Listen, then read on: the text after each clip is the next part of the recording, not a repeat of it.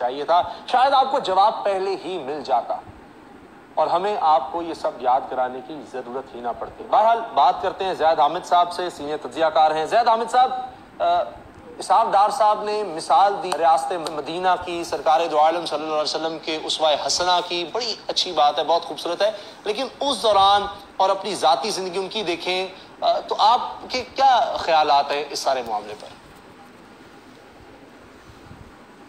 ان جیسے لوگوں کے لیے فرمایا گیا کہ وہ بات تم اپنے منہ سے کیوں نکالتے ہو جس پر تم عمل نہیں کرتے؟ لماذا تقولون ما لا تفعلون؟ کیا ان میں اتنی شرم ہے کہ یہ بات کرنے کے بعد کہ ہم پاکستان کو ریاست مدینہ کی مثال دینا چاہتے ہیں، یہ کہتے ہیں کہ سیدی رسول اللہ کی سنت پر ہم عمل کرنا چاہتے ہیں، اس کے بعد ان لوگوں میں اتنی شرم ہے کہ دربار نبوی پر جا کر یہ کہہ سکیں کہ سیدی ہم نے آپ کے حکم کے مطابق پاکستان کو چلایا ہے؟ اسحاق ڈار صاحب تو بہت حاضری دیتے ہیں دربار نبوی پہ، کس منہ سے جا کے حاضری دیتے ہیں؟ مجھے تو ہر دفعہ خوف یہ ہوتا ہے کہ کہیں اپنے یہ ڈسمسل نوٹس پہ سائن کروا کے نہ آ جائیں، کہیں دربار نبوی سے رد کر دیے نہ جائیں۔ پاکستان جو مدینہ ثانی ہے، سیدی رسول اللہ کی اتنی بڑی امانت ان کے حوالے کی گئی تھی، انہوں نے کیا حشر کر کے اس کا رکھ دیا ہے؟ اللہ اس کے رسول سے جنگ یہ کرتے ہیں، سود اور ربا کا نظام یہ چلاتے ہیں۔ وہ سیدنا عمر اور خلافت راشدہ کی مثالیں یہ ہمیں دے کے چپ کرانے کی کوشش کرتے ہیں، اپنی مورل کریڈیبلٹی، اپنی ریلیجس کریڈیبلٹی بنانے کی کوشش کرتے ہیں کہ جہاں پہ سیدنا عمر سے 2 چادروں کا سوال کر لیا گیا تھا، ایک بڑھیا پوچھتی ہے کہ عمر ہم آپ کی اطاعت نہیں کریں گے جب تک آپ ہمیں یہ نہ بتائیں کہ 2 چادریں آپ پر کیسے آئیں۔ وہاں پر وزیر اعظم یہ خود بذات خود پاناما کے سکینڈلز میں، پورے ملک میں خیانت، پورے ملک میں اربوں روپے کے ان کے کاروبار، وہ مدینہ کے ریاست کے جہاں پر جب کسی گورنر کو اپوائنٹ کیا جاتا تھا تو اس کے مام کا حساب کیا جاتا تھا، اور اگر اس کی دولت میں اضافہ ہو جائے کہ جب وہ حکومت میں ہو تو ساری دولت لے کے اس کی جمع کرا دی جاتی تھی بیت المال میں۔ مثالیں تو یہ مدینہ کی دیتے ہیں، ان کے اپنے اعمال کیا ہیں؟ اس سے ہمیں خوف آتا ہے، استغفر اللہ رب العالمین، کہ یہ انجان لوگ نہیں ہیں، یہ سب کچھ جانتے ہیں کہ اللہ اس کے رسول نے حکم کیا فرمایا ہے، یہ اپنے اوپر ایک حجت مکمل کرتے ہیں، عذاب در عذاب میں اپنے آپ کو داخل کرتے ہیں، کل یہ اللہ اس کے رسول کے دربار میں کہہ نہیں سکیں گے سیدی ہمیں معلوم نہیں تھا۔ یہ تو مثالیں دے دے کر مجھے اور آپ کو سمجھاتے رہے کہ ہم تو مدینہ کی ریاست کی طرح ہے اپنے نظام کو۔ ان للہ، حضور صلی اللہ علیہ وسلم کی مثال دینا تو اچھی بات ہے ویسے، تاکہ شاید کسی دن اس پر عمل بھی ہو سکے۔ آپ کو ایسا کب ہوتا نظر آ رہا ہے کہ اس پر عمل بھی ہو؟ عمل یہ نہیں کریں گے، کر سکتے نہیں۔ ان کی حقیقت، ان کی اصلیت جو ہے قرآن پاک نے بتائی ہوئی ہے، الہاکم التکاثر حتی زرتم المقابر، غفلت میں رکھا تم کو کثرت کی ہوس نے، حتیٰ کہ تم اپنی قبروں میں دفن ہو گئے جا کے۔ یہ وہ لوگ ہیں کہ جو اللہ کے دیے ہوئے مال میں سے صدقہ خیرات نہیں کرتے، یتیم کے مال کو ہڑپ کرتے ہیں، یہ پورے معاشرے سے غریب، مسکین، بیوہ جو محتاج ہیں ان کے رزق سے نوالے چھینتے ہیں۔ یہ جو ٹیکس لگاتے ہیں، ٹیکس لگانے کا کیا مطلب ہے؟ یہ جب آپ ایک روٹی پر، ایک آٹے پہ، ایک دودھ پہ، آپ گوشت پہ، آپ مکھن پہ جب آپ ٹیکس لگاتے ہیں، سبزی اور پھل پہ ٹیکس لگاتے ہیں، تو اس کا مطلب ہے کہ اگر ایک غریب مسکین مزدور 100 روپے کی سبزی اپنے یتیم بچوں کے لیے اپنے مسکین بچوں کے لیے لے کے جانا چاہتا ہے تو 30-40 روپے اس میں سے اسحاق ڈار نکال لیتا ہے۔ مجھے بتائیے کون سی اسلامی ریاست میں یہ جائز ہے؟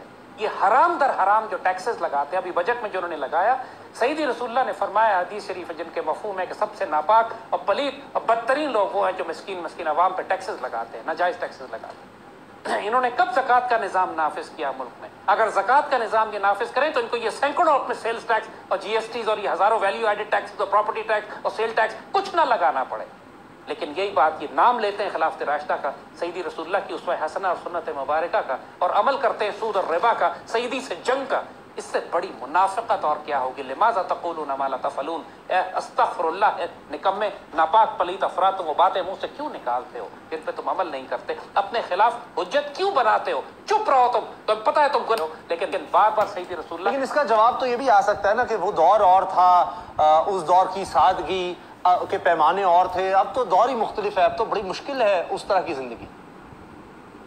دیکھیے، ان للہ و انا الیہ راجعون، ہم یہی کہیں گے، ہمارے حکمرانوں کا المیہ یہی ہے۔ آپ کو یاد ہے پچھلے دنوں ممنون حسین جو آپ کے صدر تھے، انہوں نے یہ بات کہی، علماء سے کہا تھا کہ گنجائش نکالیں، کوئی فتویٰ دیں کہ ہم سود کو حلال قرار دے دیں۔ ان حکمرانوں کا عالم یہ ہے، بدنصیبی یہ ہے کہ یہ شریعت نافذ کرنا نہیں چاہتے، نعوذ باللہ۔ یہ اتنی جرت تو ان کے منہ میں ہے نہیں کہ کہہ دیں کہ ہم शरीयत को पोसीदा समझते हैं नाउज़ुबिल्लाह। हम समझते हैं कि 1400 साल पुराना निज़ाम आज नाफिज नहीं होगा। आज हमें यही मॉडर्न डेमोक्रेसी और सूद और रिबा और कैपिटलिज्म और पॉलिटिकल पार्टीज, इन सब के निज़ाम पर चलना है, चाहे ये मुतसादिम हो अल्लाह, उसके रसूल और कुरान और सुन्नत और शरीयत के साथ भी। ये जिस तरह हमने अर्ज़ किया कि ये अपने दिल में पूरी तरह यकीन रखते हैं इस बात को कि आज शरीयत पोसीदा हो चुकी है, आज अल्लाह, उसके रसूल और कुरान और दीन नाफिज नहीं किया जा सकता, वरना बरसों से इख्तियार इनके पास है।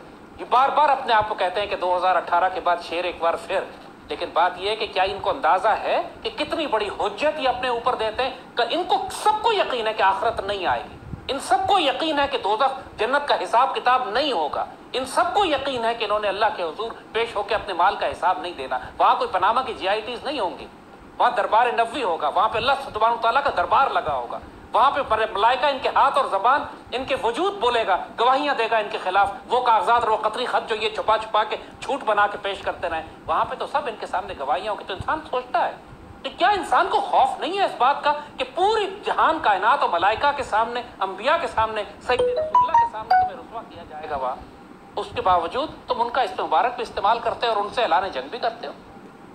इनमें से किस नहीं है कि आखिरत आएगी, यकीन कीजिएगा, ये सिर्फ ज़बानी बात करते हैं। लेकिन इससे फ़र्क क्या पड़ता है, कितना फ़र्क पड़ता है? हमने देखा कि कुछ मगरबी ममालिक में इसकी कोशिश ज़रूर है, ज़िंदगी उनकी आम आदमी के करीब नज़र आती है, उनके हुक्मरानों की वही तर्ज ज़िंदगी होता है। तो अगर एक हुक्मरान आम गरीब तरीन इंसान जैसी ज़िंदगी गुजारे जो हमने देखा इस्लामी तारीख में, तो इससे फ़र्क क्या पड़ता है? उसामा, हुक्मरान की एक बरकत होती है। जब एक हाकिम अय्याश हो, बदकार हो, बेशक अमीर हो, अपने अपने अपने जायज़ पैसे खर्च करे, लेकिन अय्याश बदकार है, उसका लाइफस्टाइल जो है वो एक दुनियादार जैसा है, तो उसका एक नहुसत है जो पूरी कौम और पूरी मिल्लत और पूरी उम्मत के ऊपर आती है। एक मरतबा एक गडरिये ने, हजरत उमर का दौर था, एक गडरिये की बकरी एक भेड़िया उठा के ले गया, तो वो रोने लगा। उसने कहने लगा कि आज सैयदना उमर का इंतकाल हो गया। लोगों ने कहा तुम्हें कैसे पता, तुम तो यहाँ जंगल वीराने में बकरियां चराते हो। कहते जब उमर जिंदा थे तो किसी भेड़िए को जुर्रत नहीं होती थी कि मेरी बकरी उठा के ले जाए।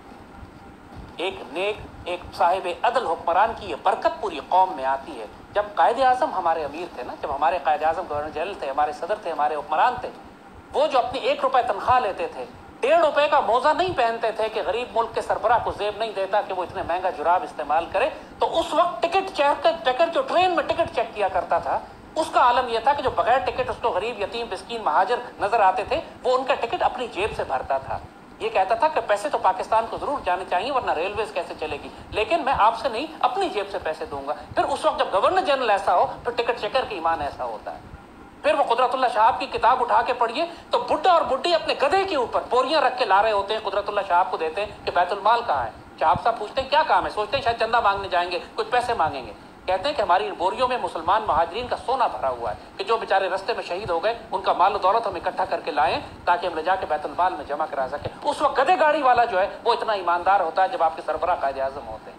ये फर्क पड़ता है बच्चे कि जब हुक्मरान आदिल होता है, जब हुक्मरान नेक होता है, सौले होता है, अपनी जेब से खर्च करता है पाकिस्तान पर, फिर उसकी बरकत और खैर होती है कि पूरी उम्मत नीचे सदकात और खैरात करने वाली, पाकिस्तान पर खर्च करने वाली होती है। आज पूरी एक रिक्शे वाले, टैक्सी वाले से लेकर एक आज सब्जी वाले से लेकर हुक्मरान तक सब चोर हैं, सब इस मुल्क को लूट रहे हैं। क्यों रमजान में महंगाई बढ़ जाती है, क्यों हर जगह रिश्वत और हरामखोरी में हम इस वक्त मुसलमान मुल्क होकर पूरी दुनिया में करप्शन इंडेक्स में हम सबसे ऊपर हैं। शर्म से डूब मरने का मकान नहीं है। वो इसलिए कि हमारा वज़ीर आज़म पनामा का चोर है, इसलिए कि हमारा वज़ीर हमारा बातों पर हमें सोचना चाहिए। बहुत शुक्रिया ज़ैद हामिद साहब आपका। हम सब कसूरवार हैं, मैं खुद को भी